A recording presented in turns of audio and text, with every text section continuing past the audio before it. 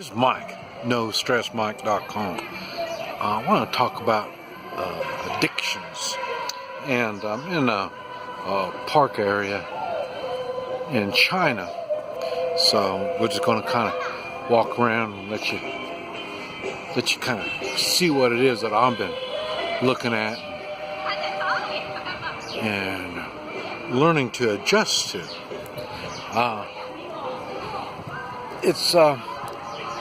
But anyway, I don't realize if people understand the addiction, exactly what an addiction does to a person's, I don't even know how to say it. I wanted to say character, but it's not necessarily character that does it, and but it has something to do with your performance and your attitude towards life, and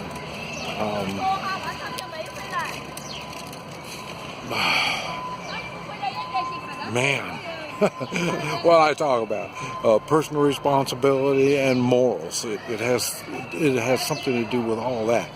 It affects all those. And I don't think people with the addictions understand how it does. And the people without the addictions don't really realize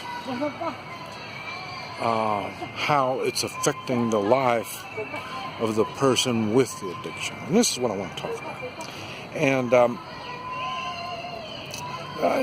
the reason, I'll tell you, China,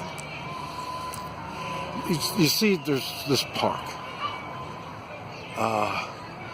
This park, and this is one of many. And there's they're really relaxing. They really are. And it's I notice for me, especially, I can't talk to anybody. I don't know what anybody says. So a lot to me is I have time to think, and it makes me, oh, you don't want to be alone with my thoughts. And but anyway, one of the things that came up was, and I never thought about it. First I started thinking, all addictions is bad, every addiction. And I'm trying to think of an addiction that isn't harmful in some way. And that's another thing. The addictions aren't harmful the same way to each person. They affect different people different ways. And that's what I want to talk about, is the different ways, and I don't know if there's a way to control them. I know for me, it's easy for me to pick up an addiction. It's easy. I can. One reason why I smoke a cigar is it's right about the time I feel like, this has become a habit. I'm looking forward to it. It's affecting my thought process. Once it gets like that, I pretty much stop my cigar smoking. This allows me to keep control of my addiction, I guess you might call it, because it wouldn't be an addiction if you can get away with it. But it makes me wonder, because the same thing, people that drink coffee.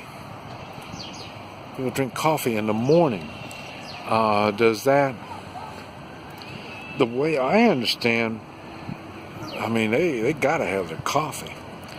Now, I used to drink coffee at one time, and once I figured out it was an addiction, I cut it off.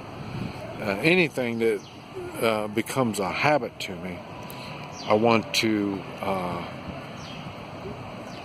control it some way or another. I'm not big. I don't like anybody controlling me, and I hate controlling other people. This is why I push personal responsibility and morals. I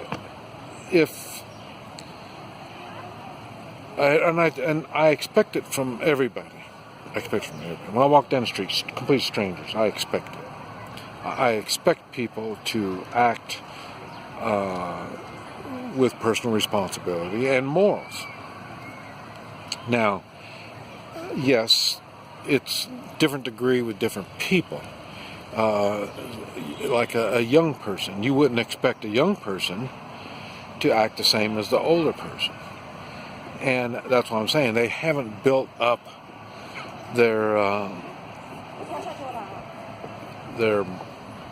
what do you call it? Like I say, their strength in the way of strong morals.